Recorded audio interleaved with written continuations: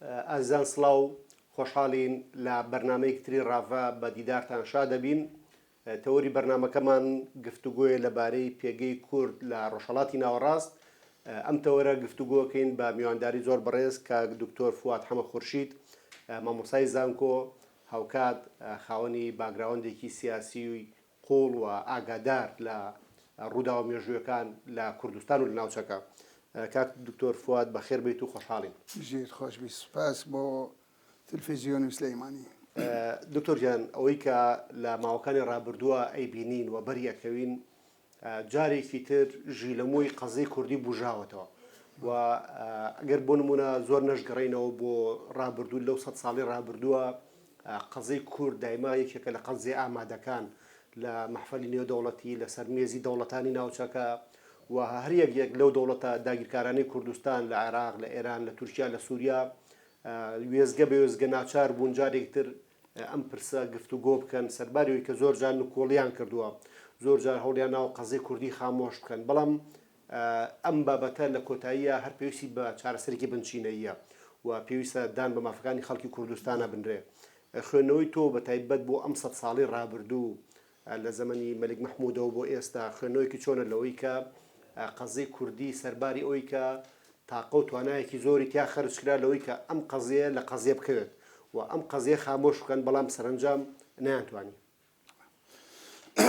پێشەکی زۆر سپاس بۆ پرسیارەکەت. دووهەمیش بەڕاستی ئەبێ ئێمە ئەوڵجار بزانین کوردستان لەکوێیە و چییە. زۆر کەس جۆغرافیای کوردستان نازانێ لەکوێیە. بەڕاستی کوردستانی گەورە ئەگەر بیبینی ئەمەیە. کوردستانی ئێمە کە بەحسی کوردستانەکەین ئەبێ بەحسی کوردستانی گەورەکەین بە 4 پارچەکایەوە. کوردستانی گەورە ئەم زەردەیە کە لە دەریای ناوەڕاستەوە تا خەلیجی فارسی یان خەلیجی عەرەبی ئەکشێتەوە. پانتاییەکەی 500,000 کیلومترە، بەقەد تقریباً بەقەد پانتایی فەرەنسایە. ئەم وڵاتە خۆتە نازانن بەش کراوە. یەکەم کراوەتە 2 پارچەوە. پارچەی ڕۆژهەڵاتی تابعی فارسەکان بووە، هی ڕۆژ ئاواشی تابعی عوسمانیەکان بووە. ئەوە یەکەمین جارەکە کوردستان تەقسیم بکرێت لە دوای شەڕی چاڵدێران و ئەوانە و معاهداتی زۆر بینی فارس و تورکەکانە بوو بە 2 بەشەوە. ڕاست لە 1504 دوایی کە حربی عالەمی یەکەم ڕوویدا، طبعاً بەریتانیا مەساڵحی لە ئێران چەسپا بوو،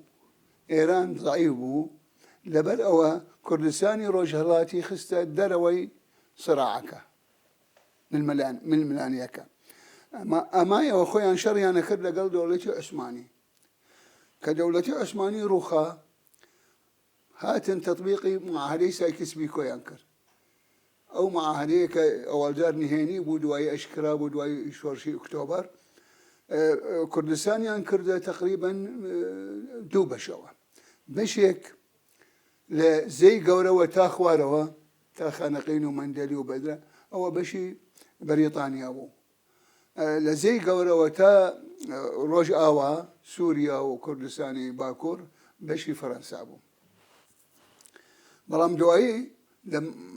مؤتەمەری ئاشتی 2019 تا 2020 کە ئیتفاقیان کرد مناطقی نفوذ بەریتانی و فەرەنسی تەقسیم کەن، وایان کرد کە محاوەلەیان کرد ئەوەڵجار دەوڵەتی کوردی دروست کەن. لە مؤتەمەری ئاشتی ساڵێکی خەیان لە 19 تا 20 لەو مؤتەمەرە چەندین ملت استقلالی خۆی وەرگرت لە ئەوروپا و لە شوێنێتر و لە قەفقاس و ئەوانە. بەس مایەوە سەر کورد لە کوردستان، منطقەی کوردستان طبعاً شوێنێکیان دا پێمان لە معاهدەی سێڤەر کە تقریباً لە 140 کوردستانی تورکیایە فقط و لە 170 هەموو کوردستانە. و یەکێک تعلیقی داوەتی ئێمە ژوورێکیان داوە بە کورد، یعنی زۆر بچووک بوو. مع ذلك ئێمە خۆزگە بمایە ئەو دەوڵەتە بچکۆلەیە. بەڵام دوایی طبعاً بەریتانیەکان وایان نەزانی ئیتر دەوڵەتی عوسمانی نەما ترك ضعيف بوا وأتواني أو معاهدة فرسكا بلام بيشوي معاهدة أمزا كان آتاتورك أو بشي كداوي أنا بكردستان احتلالي كرد يعني داگیری کرد ئیتر وایان لێ هات کە مەجبور بوون مفاوەزە بکەن لەگەڵ ئاتاتۆرک لەسەر وەزعی تازە تورکیا يعني تورکیای ئاتاتۆرک توانی لەگەڵ ئاتاتۆرک خاصەتەن فەرەنسا معاهدەی کرد ئیتالیا معاهدەی کرد چونکە ئاتاتۆرک بەهۆی یارمەتیدانی كرد عشائري كرد لتركيا تواني طبعا ظالبوا سيطرة كرد بان حمود مناطق تركيا يونانيا كان يدركر إيطاليا كان يدركر فرنسيا كان يراوناتها منطقي مضايق سيبيالا بكردين أزل مضايق كان دردنيل وبسفور مجبور بريطانيش مفاوضي لقلبك كمفاوضي لقل كرد مفاوضاتي لوزان دسي بيكر 1923 معاهدة لوزان كلا معاهدة لوزان الغاء يعني سيفري كر براسي ومعاهدة تازة ينكر واعتراف ينكر بتركيا تازة وحدود تازة كيشك ما يوا كردستان واي لهات كتوزيع سنورة كان ينكر تركيا بشي خوي ورقرد سورياش كفرنسا تنازلي كردو درتشو وبشيكي كردستان تابعي سوريا بو كردستاني امش كردستاني برين باشور تابعي بريطانيا بو وبشكي ايرانيش وكو خوي ما وتوا وما اللي هات كاما تابعي شوار دولتين لناحية جيوبوليتيكا وأقربها تيا كرد يك بوايا يك هريم بوايا يك قيادة من هبوايا براسي كيشة كمان هو معقدنا أبو إما أبي صراع لقل شوار دولة بكين شوار دولة تكشنا دوستكاني شانوا هردي ولتك مصالحي هي دوستي هي وأبي أوانيش رازي كين لبر أوا ملتي كرد ضعيفة خوانينية يعني بشتينية ما بستم لبر أوا دائما ألين كرد دوستينية مقر شاخة كان نبي كشورشي أكر بناي برد سر شاخة كانوا يرمتيكي كم لم لاحت أجر أبيني نخشي كردستان جاران بريطانيا استراتيجية بريطانيا أيانوت كردستان والله تيكي شاخاوية مهمة دولة منها بكانزاو بزراعتي شو مهمة بالنسبة دولة تانية دراوسة لبر أوا أما باشترين ولاتا وك ولاتك جيا كروا بين نفوذي بريطاني لأفريقيا وتا هند أروا ونفوذي روسيا جاران استا سوفيت جمنايتي بريطانيا يكر يعني بياني حزبي شيوعي كدري كد بوكري كاراني جيهان شورش بكانو نازمتي بريطانيا ما بس إيزاني ما بس يعني كريكاراني بريطانيا إلى برأوا زور أترسال سوفيت بيت أخواروا وأيانود كردكان شون كدوج مني إيمن موقفك له موقف الشيخ محمود وريان قرتوا كرد حزل إيمن هكا بأساني لقل سوفيت بل لقلون هو بيمانة بل لقلون لبر يعني يارمتي إيميان نادى بهش حالك بينما روسيا مساعدة آتاتورك كرد 100 مليون روبل ألتون مساعداتي دابا مجموعة مساعداتي روسيا بو آتاتورك 100,000 مليون روبل سلاحه اعتادوا أو شانو يارمتي عندها وأيوت أيانوت حمويان مسألة كرد وكردستان ووانا ياريكي بريطانيا لبر أو ناحية جيوبوليتيك كردستان براستي ضعيفة لناحية جيوبوليتيك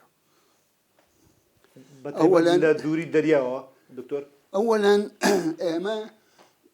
أول كان صار خباتكين دولتاني داقير كر تركيا إيران عربنا محاولة كان تعريب وتفريس وتتريك ما دور خنا ولا بحر تراديك توانيا ما دور خنا ولا بحر بما كان ولاتێکی کشوەری نەک بەحری وڵاتێکی داخراو يعني بحري نبيه وحتى محاولة تركيا إستا لسوريا خويان وتيان يمنا يلين كرد بقاتا بحر هشي كرد لو ما وتودي هاتا يعني على كل شاروش كيا حمويان راونا لبر أوي كرد نقاتا بحر مهمة هر دولتك بحري نبي ملكتي دولتان يدراوسي أبي دوام كردستان بيجي لو كتقلصي كرد ولا مساحة يعني كم كرد ولا مساحة بوينة دولتك كشوري أو يكم دوام ما شوار بارشين يعني خاك كمان شوار بارشة يكنية أو قوتين أجر يكبوا هي قوتي زور تربو دوام ملتكش مان شوار بشة كشوار بش بوين يعني مستحيل قياديك موحد ما نهبه مثلا لهرمي كردستان مثلا سنوات وانين قيادية موحد ببكي نباتي هرم يعني بكين الزون ويعني كان قضاء ناحية يمكن أما نابي لناحية خباتي قومي بإما يكبي هرو يكبون بچين دكتور بندراوي أو بابتي كباسي وتكرد لويكا هولي ناو روبر جغرافي كورد بشو كانوا برتاسكي كانوا وبيكن بولاتي كي داخراو أو بروسي تعريب وبترك كردنو أنا هندي ناوتشي قرتوتو كان زايتي عبور منكر كوجي شكل لو منطقاني كبحرينية بلام لبروي كنوتو غاز وسامانة كي سروشتي زوريتيا يعني لويش زور محاولة كراوة جقل داخستني كورد بروي بحرا هول بن أو ناوتشاني يعني أو منطقة جغرافيا يعني كا سامانة سروشتي باش ودولة منديتيا أوانيش دوار هلجة سنجي كردرينن وكردي لدور خنوا كرد تعريب كان نيني كان خوي لبروي كرد شانسينيا هاتي نوتو كنزا وشتب مهم مكاني الأطرافيتي لأن أورا سنية يعني أما لجغرافيا لجيوبوليتيك بيلان دون نوتش هي رملاند يعني أطراف كان وهيرتلاند منطقة دل لمنطقة دل بوين نانا ويرا وانا بتعريب وتبريد تو مثلا قرة تبع حدود اللي قال عربات سقط يعني اللي كان ساعة كسنات وانا دفاعي يبقى أصلا إلا مثلا كركوكيش تا راديك تعريبك قشتو تتصخر ماتو وكفري وأوانا يعني طبعا سياستيش مهمة چونك تو استا كردك ظلمي اللي بكريش كيتا شكاتي لا عرب تأييدي عربك تأييدي كردناك لبلا مجبورة بباركة بروا يعني أوش مشكلة كأما سلطة مانية يعني قوة مانية يعني عملية ضغط مانية منطقة عملية ضغط مانية لسر حكومته إنما برجع بتكاو بقانون ونازم شيء بقانونش أو أنا دوا سياميش لناحية جيوبوليتيكا كردستان زور نسر على كردستان أقربيت ويكبي دولتي كي وادرو بين الشرقي أوسط كباشترين موقع استراتيجي هبه ودولة منترين دولة هبه لمنطقة الشرقي أوسط دوام چونك كردستان براستي جزيرة كي صوزة لناو صحرايا عربستان عراق حموي صحرايا إيران طبعا عدا زاجروس كان زوربي كردستان باقي كي حموي صحرايا إيران زوربينا وراسي إيران صحرايا دشتي لوطو دشتي كبير صحرايا أمينات شاخكاني إيرا بحر قزوينو ومناطق زاجروس توزي مهمة لا يعني لبر دوام إما نك أمانة يعني دولتي تركيا وإيران وسوريا إما أبي لقلب سينا بازني دروتر كبريطانيا يا أمريكا يا فرنسا أو دولتان كعلاقاتي باش يعني هي لقل أم دولتان أو أناش قبولنا كان إما جوليك بكين بو استقلال ما دام تركيا مثلا رفضيك إيران رفضيك عراق أو حال معنا الاتيا لبرأ أمريكا طبعا مصالحي هي لكردستان مثلا هرم مصالحي بتشوكي هي لكردستان بس مصالحي تركيا زورة لبرأ تصحي نادا بمصالحي لتركيا كدولتك قولية كان مصلحيكي بتشوك بچووکتر لە کوردستان ناوي يعني مصالحي حمو دولتان لإيران مصالحيان زورة لبروي نايفوتين لبر صالحي مثلا محافظة هيك يعني مظاهرة هيك يعني شتي بەس دکتۆر سەبارەت بۆی کە کاریگەری دەوڵەتە زلهێزەکانی دنیا بۆ نمونە بەریتانیا رووسیا لە دوای جەنگی جیهانی دووەمەوە ئەمریکا کاریگەری زۆریان هەبوو لەو دابەشکاری کە لە کوردستان کراوە و ئەو دۆخەدا سەفاوی کە ماوەتەوە هەرچەندە هەندێک جار بۆ نمونە هەندێک کەسایەتیان ڕۆڵی خێریان گێڕاوە یان هەندێک بۆچوونی جیاوازیان هەبووە بۆ نمونە مێجەر سۆنێکێک لەو کارکتەرانی کە لە بیستەکانە هەندێک ڕۆڵی هەبووە لە نەوەتەکانە سەرۆک میتران لە فەڕەنسا کۆمەڵێک ڕۆڵی گێڕاوە بەڵام سیاسەتی و دەوڵەتانە سیاسەتێکی ئیستیبدادی بووە سیاسەتی ئەوە بووە کە پشتیوانی میلەتە سەردەستەکان بکەن و پشت لە قەزەی کوردی بکەن خوێنەوە چێ بووە ئەمە والله خوي ظاهريا اوان اعلاني عالميا هي بو حقوق انسان حمو انسان وكو يكا ونابي اضطهاد بكريه وانسان حر كان لديك بوايه وايه بس كي تطريق يكا ما هو تالي تركيا قرشروانا لبركي بتشاقولي تدن اگر دوان لبازاره بكردي قسيان كرد ايان كوجن يعني خوي ما مثاليات براسي تقول ناحيه واقعه تور بزانه اما اللي تشن مضطهده بو بو حل ناكره بريطانيا خوي قد ديمقراطيه بو شار سري معاهدي سيفر ولوزان وانا تريش يعني ناتوان انما يعني معالجه امشتانه بكن لبر مصالح يعني مصالح دائما لعلاقاتي دولي على مصلحات مهمه فمضطهدي زمني صدام هيك الكتيبه كان نسراوه بريطانيا كان امريكا كان وتويانا كاكا اما ما دام مصالح ما مستمره لقلي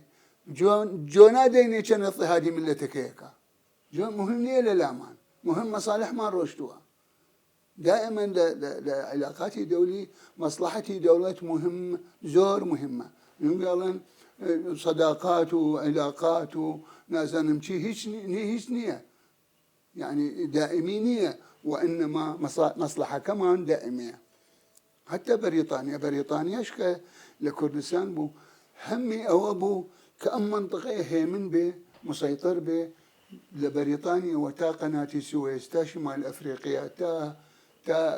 عراق وبصرة تا أقاتا هند أم ريقايا أبي دجمنيتي أنا به لبرا وهر يكيهن كا معالجية كانوا كبيا كانوا ونفس مسألة شورشي شيخ محمود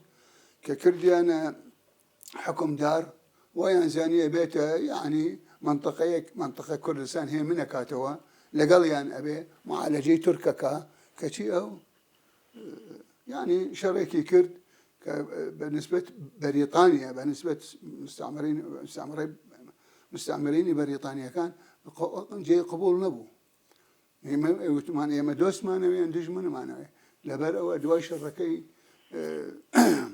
دربن بازيان كنسليان كرد يعني ترى علاقي بريطانيا اللي قال شيخ حمود نما وك قائديك وك سركرديك وك سياسيك لبر او دائما دولي عظمى سيري مصالحي خوي اكا مصلحه كش السله كردستان النيه لو مهرمي اما توزي مصالح حياه بس كلمة أنا قومية وسكتبن أو ريفراندوم ما كرد حمويان دوس بون حمو روجي مقابلة سروكي أنا كرد مقابلة مسؤولين يعني كردوا هاتنا لا بيش مرقب تدريب وبعض الصاروخ وماروخ يعني هنا بس كهجوم يعني كرد سر ما ندوي ريفراندوم خس خسينا كرد وقلب قوتي بيش مرقا أزايتي سروك وبيش مرقا كاني نبويا بأخوة أم أهري مش نعمة بس أويك مقاوميان كردو زانيان كرد الشتاء يعني براستي يتر هجومك فشل بو وتروتيان بقرينا وبابا يعني لبر أو أريم دولي أغما صيري مصالحي زلكي أنا كان مصالحي قوري لكيه أو مقياسي علاقاته مصالح وإنما دوستي وما شكردن وتوقع واستقباله بالرئيسور وأنا هيش دورينية لعلاقاتي دولي دكتور بيم خوش قصي لا سرو بكين ك لەم 20 ساڵی ئاخیرا قەزەی کوردی جارێکی تر ژیاوەتەوە و دەوڵەتانی داگیرکار سەرباری پشتیوانی دەوڵەتانی گەورەی دنیا ناچار بوون ملبەن بە هەندێک کێشەکانی کورد بە تایبەتی بۆ نمونە ئەگەر دوای سیر بکەین لە دوای ساڵی 91 و هەرێمی کوردستان لە باشووری کوردستان قەزیەکە گۆڕاوە و تاوە ئاستە گۆڕاوە لە دوای 2005ەوە دەوڵەتی عێراق ناچارە بێت دان بە مافی فیدراالی بۆ خەڵکی کوردستان بنێ و قبولی سیستمی فیدراالیەکە کە کوردیش لەم سیستەمە سوودمەند دەبێت لەو ماوەی ڕابردوو ئێرانیش ئێستا بە تایبەتی لەم ساڵا کە دوای ڕووداوی ژینامینی جارێکی تر قسە لەسەرەوە کرێ کە ئێرانیش بۆی هەیە بیر لە حلێ بکاتەوە جا ئەنجومەنی هەرێمەکانە فیدراالیە ئەنجومەنی شورایە ینی بەڕێگەیەک بە سیغەیەک ئەویش بیر لەوە کاتەوە کە چیتر ناکرێ قەزەی کوردی فرامۆش کرێ و قەزەی کوردی لە دەرەوە چارەسەرکردنێکی بنچینەی قابلی قبول نەبێ. بالنسبة كرد طبعا دو حالة هي أبو إثارة قضية كردي. أولا ضعيف بني حكومتي مركزي، دوهم انتفاضة رابرين بالنسبة إما بالنسبة إما ونظام كروخا أمريكا روخاندي وأبوايا معارضة حكومتي كي نظام كي ستني كي تازة وطبعا إصراري قيادي كردي وحمو يعني بو فيدرالية ويان شسبانو خصياننا وقالب بس أم فيدرالية بزالة تشيلي هاتوا فيدرالية تأدني محاربتك صدام حسين حكم ذاتي دافع مان بس علي حسن المجيدي كرده سرو كريم ما شني بجنا هيك يعني نيلا باشترا فيدرالية مان هي سيدك ما كان قسمين هسه يكي على زوني زردو صوزون وصوزون عزانا مشي ومعارضة وفلان ونعلم يعني نازاني شيء خويا جماعتك أكرن يعني دولتي دراوسي حتى بفوتين أم حركين بفوتين شو كتأثير يعني ليك هر تقدمك هر بيش كوتينك لهر بارشة كي كردستان تأثير لبارشة كانت تراكا أو أنا زانن لبلا وتو حكمي ذاتي تورجر بأن خوشبو يعني ويش بحكمة العراق بزغط بين هذي وشينته تروي لك صدام علي حسن المجيدي هنا وبعد كان يخسته مجلس تشريعي بس استا فيدراليته خطرة دواي فيدراليته بيته كونفدرالي يعني شو هي دولتك دواي بيته دولة بس بو شرط اما محافظة حدود ما مكي من بدون محافظة يعني محافظة شي اللي بكم مقر دولتي يشبه وأنا دوام بالنسبة إيران براسي اسا انتفاضية شونك هالكردة كان مضطهدين فارس مضطهدة تركمان مضطهدة بلوج مضطهدة عربكان مضطهدين تركماني قشقاي وأوانات مضطهدين جيلانية كان مضطهدين أهلي طهران مضطهدين يعني ملتك انتفاضي كرد بس مهم أويا كرد بتنيا نميني لدوية كرد بمينيا طبعا الفارسكان حكومتي إيران توليان ليسينيتو براسي بخرابة شون لدواي شورشي شيخ سعيد بيران كشورشي كرد دنياي هلواسي أتاتورك لشارع كان حموي يعني هلواسي لجادو بانو أوانا لي أنا قومي بس من دواء كاملة ملتاني إيران أواني شوك خويا رابرنو يرمتي ملتي كرد بدنو چونك مولاتي خويا يعني لولاتي خويا بو آزادي محاولة بكن خبات بكن شتێکی زۆر چاک و باشە. دکتۆر پێم خۆشە بەرەو کۆتایی بەرنامەکە پرسیاریەوە بکەم کە بڵێن بەبێت چارەسەرێکی بنچینەی کورد قابلە ئەم منتیقەیە ئارام بێ دڵنیایی تیا بێت و دەوڵەتانی ئێران و عێراق و سووریا و تورکیا ئەتوانن بەبێەوەی کە چارەسەری قەزەی کوردی بکەن ئاسوودەدا بنیشن. والله دەوڵەتانی دراوسێ پێت ئەڵێم ئەترسن لە حرەکەی کوردی هەر جوڵەیەکی نەو ملەتی کورد بەرەو باشی بڕوە بەرەو دەوڵەتبوون بڕوە محارەبەی ئەەکەن زۆر محارەبەی ئەەکەن چونکە تورکیا تصور كحتى كتعداد نفوس أكن تعداد نفوس لتركيا لإيران لعراق مسألين ديارنا خنوا حتى نزانين كرد شنيتي هاي العراق تعداد بك بعد مسألة قوميتي تيابكا تابزاني الكرد شنا كاكا أجر صدا بيستين قبول يكين بانزين قبول يكين بينجين قبول يكين بس هو بينوسين بعتعداد بكرة نايكن لبروا حتى كسنا زاني كرد شنا ومستمر أوان تعريبه تفريسه تتريكه أوان بكر نفس الشيء إيران إيش نايكا تركيا نايكا عراق نايكا سوريا نايكا مسألة قومية مهمة بينما دولتان تر لفيسبوك داري كابزانا كان قومياتي تيايا كان اقلياتي تيايا كان ديني تيايا بس امانه نايكن لبروي جزء كلا محاربه كرد او اي انا بما انتو انه حضارات ما نبي ثقافه ما نبي الى اخره. هر سبارت بو سرجميري و اماره كجنابت باسيكي كلا هر چوار دولتي داگیرکار بۆ نمونە کورد حزورێکی گەورەی هەیە ژمارەی کورد ژمارەیەکی باشە و ئەوان ڕێگە گرنگدای ئەپۆشن لەوەی کە خەڵک بیبینە بیزانێ لە دوای هاتنی سیستەمی فیدراڵی لە عێراق و ڕوخانی ڕژێمی کۆن لە 2005 یعنی یەکێ لە بڕیارەکان ئەوەیە کە لە عێراق سەرژمێری بکرێ ئامار و ئەحسا هەبێ و بەڵام ئەوەی کە بیبینین تا ئێستا ساڵ بە ساڵ یعنی ئەم بابەتە جزء لو سياسته هو نايكن تو انتخاباتك انتخاباتي نازم شيء كي برلمانك او ايش صايب هر فقط اويتي شي بارا بيك بابزانين كرتشنا شيعة كنا سنة كنا يزيدي كنا مسيحي كان ماوا يعني نايكن لبر يعني تعطيلي كان هر ابيني كان بس ابي امام طبعا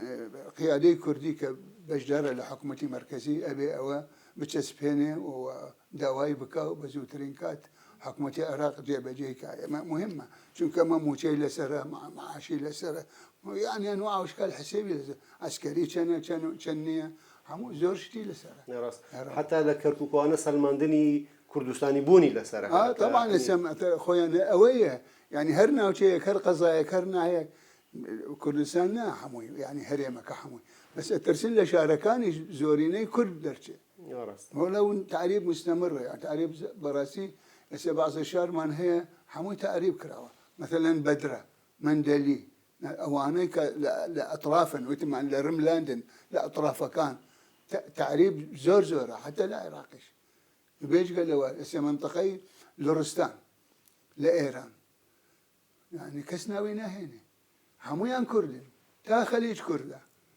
يعني من مصادري كون كان ببينا حموي كرده باختياري اصلا كرده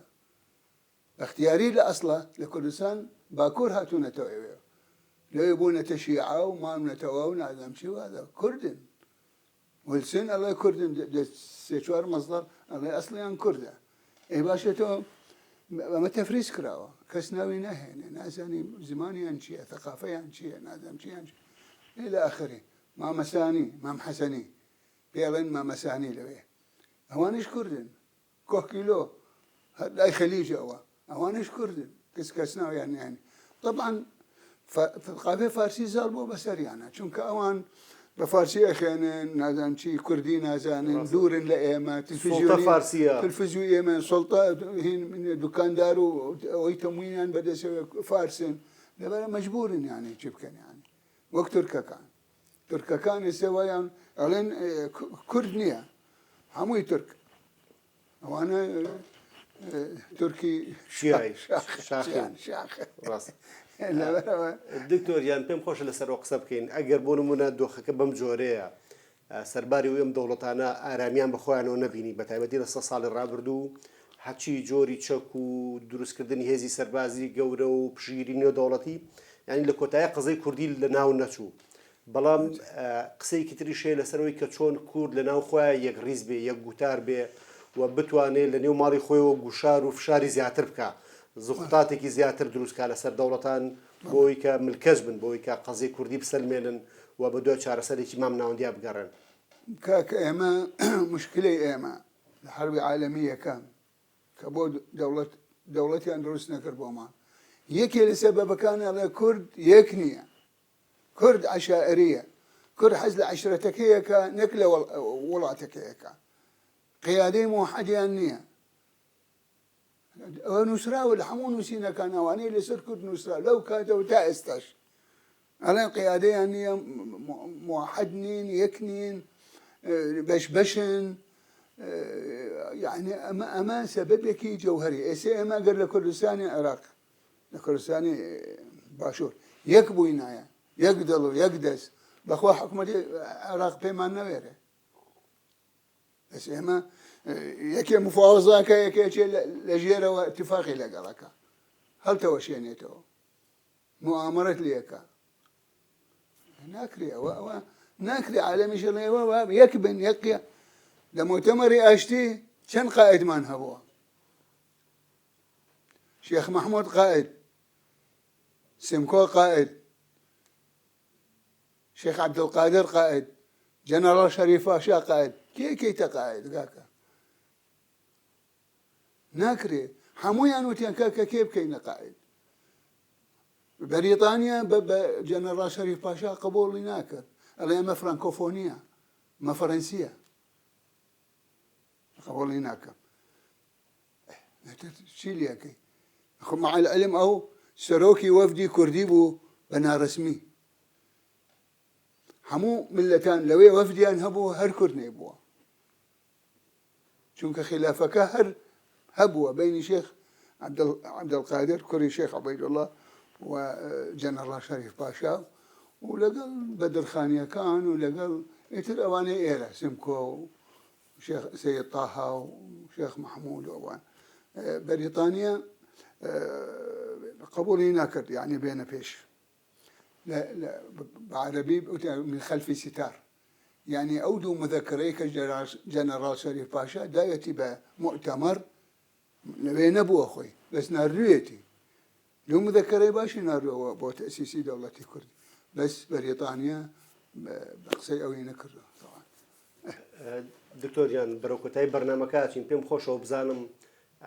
خوێنەوەی وایە کە قەزەی کوردی لەم قۆناغە بەدواوە پەرپسەنێ گەشەبکە تەتەوەری گەورەتر بەخۆی ببینێ. والله يعني من برأيي هو مرتبطة بيكبوني